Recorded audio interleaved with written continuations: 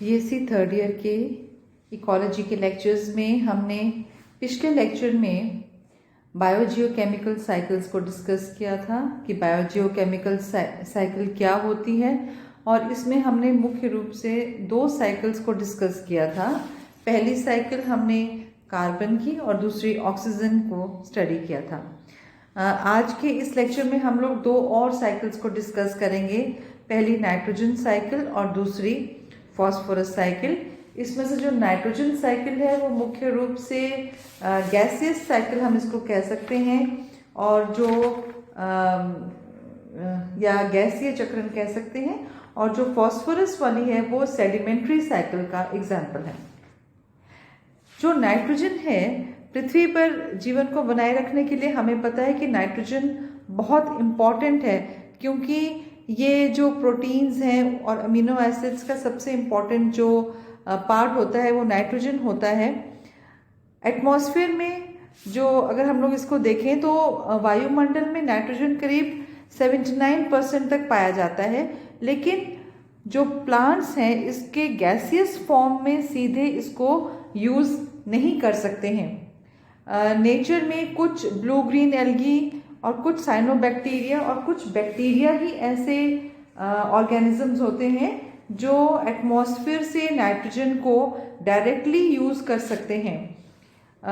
जो बैक्टीरिया जो है एटमॉस्फेयर में से नाइट्रोजन को नाइट्रेट में कन्वर्ट करते हैं, इनको नाइट्रोजन फिक्सिंग बैक्टीरिया कहा जाता है। और ये नाइट्रोजन फिक्सिंग बैक्टीरिया जो है वो लेगुमिनेसी प्लांट्स के जो रूट्स होती हैं उनकी रूट नोड्यूल्स में पाए जाते हैं, और जिसकी वजह से जो एटमॉस्फेरिक नाइट्रोजन है वो अमोनिया और नाइट्रेट में कन्वर्ट हो सकता है। इसके अलावा नाइट्रोजन फिक्सेशन का काम ब्लू ग्रीन एल्गी भी करती है, जो कि सिम्बायोटिक या सहजीवी और फ्री लिविंग दोनों प्रकार से कर सकती है।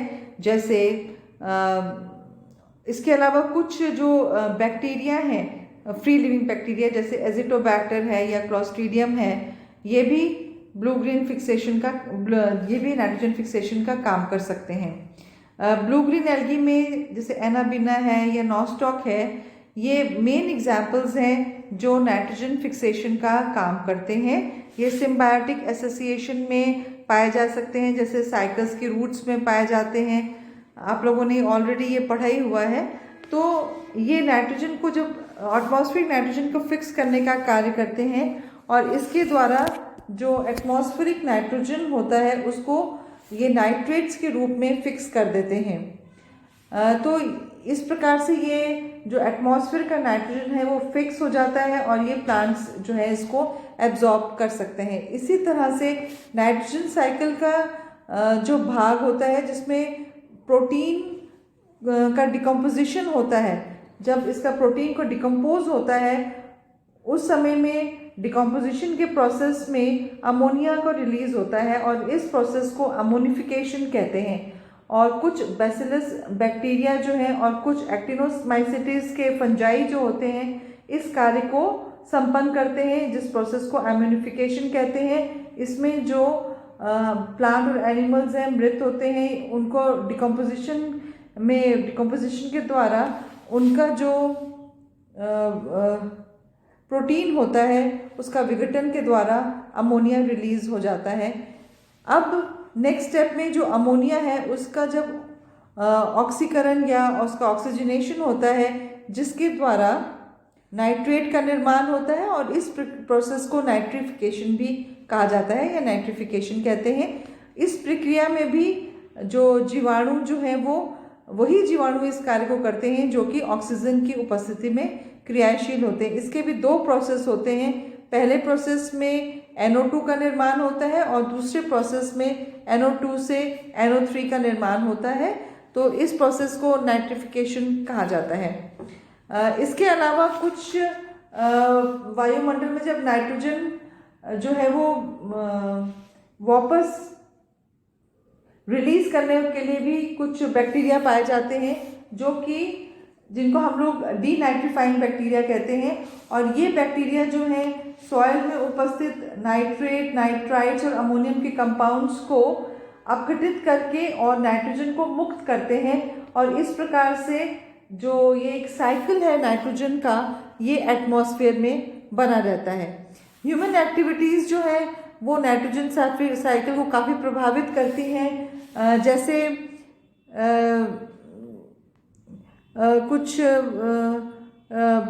नाइट्रोजन जो है वो फर्टिलाइजर्स के रूप में, और प्लांट्स, इसमें हम लोग प्लांट्स उगाते हैं, तो इस प्रकार से ये नाइट्रोजन जो है वो हमारे एटमॉस्फेयर में आ जाता है। कुछ जब हम लोग फॉसिल फ्यूल को बर्न करते हैं उसमें भी नाइट्रोजनस गैसेस का निर्माण होता है। इसमें मैं आपको एक चीज़ और बताऊंगी कि ये तो नाइट्रोजन साइकिल आपको नज़र आ रही है किस प्रकार से ये सारा प्रोसेस जो है वो चलता है। इसमें आप देख लीजिए कि एटमॉस्फेयर का जो नाइट्रोजन है उसका फिक्सेशन भी हो रहा है, जिसके द्वारा नाइट्रोजन का निर्माण हो रहा है। अमोनिफिकेशन का प्रोसेस भी चल रहा है, नाइट्रिफिकेशन भी चल रहा है, डीनाइट्रिफिकेशन भी चल रहा है, और फर्टिलाइजर्स के रूप में नाइट्रोजन का जो है वो सॉइल में ऐड किया जाता है, और कुछ फर्टिलाइजर्स जो है उनकी लीचिंग के द्वारा ये पानी में बह जाता है, जिसकी वजह से यूट्रोफिकेशन होता है। अभी यूट्रोफिकेशन क्या होता है इसको हम लोग एक बार मैं बाद में पढ़ाऊंगी, पहले हम लोग फॉस्फोरस की साइकिल को स्टडी कर लेते हैं। ये जो फॉस्फोरस की साइकिल है, ये भी फॉस्फोरस जो है एक बहुत इम्पॉर्टेंट इंग्रेडिएंट है एनिमल्स में और प्लांट्स में, क्योंकि डीएनए का ये बहुत इम्पॉर्टेंट कंस्टिट्यूएंट होता है। सभी न्यूक्लिक एसिड में पाया जाता है, एटीपी में भी पाया जाता है, तो इसलिए ये एक बहुत इम्पॉर्टेंट घटक के रूप में प्लांट्स और एनिमल्स में पाया जाता है। इसका जो मुख्य रिजर्वॉयर होता है, ये जो फॉस्फोरस वाले कंपाउंड्स होते हैं, जो सॉइल में फॉस्फोरस जो है वो विभिन्न जितने भी चट्टाने हैं उनकी जो वेदरिंग या उनके इरोजन के कारण उसमें से फॉस्फोरस लिबरेट होता है और सॉइल में आ जाता है, और जो पौधे हैं मृदा में से इसका अवशोषण करते हैं, ये पानी में घुल जाते हैं और सीधा ये प्लांट्स के अंदर इनको एब्जॉर्ब कर लेते हैं।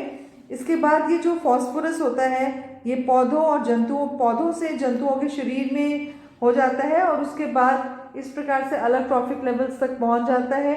पौधे और जो जानवर हैं या जंतु हैं, इनकी मृत्यु के बाद इनका डिकम्पोजिशन होता है। डिकम्पोजिशन होने की वजह से ये जो फॉस्फोरस है वापस सॉइल में आ जाता है। इसके अलावा जैसे फॉस्फोरस है, मैंने आपको बताया था कि ये चट्टाने जो है, समुद्र का तल और ज्वालामुखी के जो पर्वत का लावा है, ये फॉस्फोरस के सबसे बड़े भंडार होते हैं, रिजर्वॉयर्स होते हैं। और एक साधारण अनुमान के अनुसार पृथ्वी में फॉस्फेट युक्त चट्टाने जो हैं उनकी मात्रा करीब 300 से 600 करोड़ टन हो सकती है। ज़्यादातर जो फॉस्फोरस चट्टानों की विघटन के द्वारा होता है और पानी के द्वारा ये समुद्र में पहुंच जाता है और समुद्र तल पर एकत्र हो जाते हैं, और ये कई बारी एक प्रोसेस होता है जिसको ये डायग्राम में देखिए अपलिफ्टिंग कहते हैं। कुछ टेक्टोनिक मूवमेंट्स की वजह से ये जो सेडिमेंट्स में फॉस्फोरस होता है ये वापस जो है वो धरती पर आ सकता है। इस प्रोसेस को अपलिफ्टमेंट या जियोलॉजिकल अपलिफ्टमेंट भी कहा जाता है। इसके अलावा कुछ फॉस्फोरस जो है वो जो समुद्री जीव होते हैं, समुद्री जीव जैसे उनके अंदर भी फॉस्फोरस जो है वो फूड चेन से चला जाता है, और ये जब इनको ये एनिमल्स होते हैं या कुछ मछलियाँ हैं, जब इनको मनुष्य काम में लेती हैं तो ये फॉस्फोरस जो है वो फिर से इस चेन में प्रभावित हो जाता है। और इसी प्रकार से जो समुद्र तल पर जो सेडिमेंट्री फॉस्फोरस है उसको ज़मीन में पहुंचाने के लिए पक्षियों का भी महत्वपूर्ण योगदान होता है। जैसे हचिनसन के अनुसार दक्षिणी महाद्वीप में जो समुद्र तटों पर कुछ मछली के शिकार करने के लिए आने वाले कुछ पक्षियों की जो मल मूत्र होता है उसमें भी काफ़ी मात्रा में फॉस्फोरस जो है वो एकत्रित हो जाता है। इस प्रकार से समुद्र तल पर जो सेडिमेंट्री फॉस्फोरस है उसको ज़मीन पर पहुंचाने में भी इन पक्षियों की महत्वपूर्ण भूमिका होती है। ह्यूमंस का जो इसमें फॉस्फोरस के साइकिल में काफ़ी इसको चेंज करने में काफ़ी रोल होता है, क्योंकि जो मनुष्य है वो काफ़ी कृषि तकनीक में उर्वरक के रूप में या फर्टिलाइजर्स के रूप में फॉस्फोरस का प्रयोग करते हैं और इस प्रकार से फॉस्फोरस के साइकिल को इसके असंतुलन करने में भी कार्य करते हैं। अब एक चीज़ और, जब हम लोग नाइट्रोजन और फॉस्फोरस साइकिल के बारे में बात करते हैं तो एक चीज़ और, एक इम्पॉर्टेंट टॉपिक आता है जिसको हम लोग यूट्रोफिकेशन कहते हैं। तो यूट्रोफिकेशन क्या होता है? यूट्रोफिकेशन एक प्रोसेस होता है जब बहुत अधिक मात्रा में न्यूट्रिएंट्स, जिसमें मुख्य रूप से नाइट्रेट्स और फॉस्फेट्स होता है, ये जब पानी में या जैसे पॉन्ड्स में या जलीय कुंडों वगैरह में पहुंच जाता है, जिसकी वजह से यहाँ पर एल्गी की ग्रोथ बहुत हो जाती है। उसको एल्गल ब्लूम कहा जाता है, क्योंकि उनको न्यूट्रिएंट्स बहुत मिलते हैं, उनकी ग्रोथ जो है बहुत अधिक हो जाती है। इस प्रोसेस को एल्गल ब्लूम्स कहा जाता है। अब जब ये एल्गल ब्लूम्स जो हैं ये इनकी डेथ होती है तो ये सतह पर इकट्ठे होने लग जाते हैं और इनके डिकम्पोजिशन, जब इनका डिकम्पोजिशन होता है उस प्रोसेस में ऑक्सीजन जो है वो जो पानी में ऑब्जॉर्ब्ड ऑक्सीजन है उसका इस्तेमाल करते हैं, जिसकी वजह से ऑक्सीजन का लेवल जो है वो काफ़ी कम हो जाता है और इसकी वजह से जो उस जल में पाए जाने वाले ऑर्गेनिजम्स होते हैं वो धीरे धीरे नष्ट हो जाते हैं, क्योंकि उसमें पानी में ऑक्सीजन की कमी हो जाती है और इस प्रोसेस को यूट्रोफिकेशन कहा जाता है।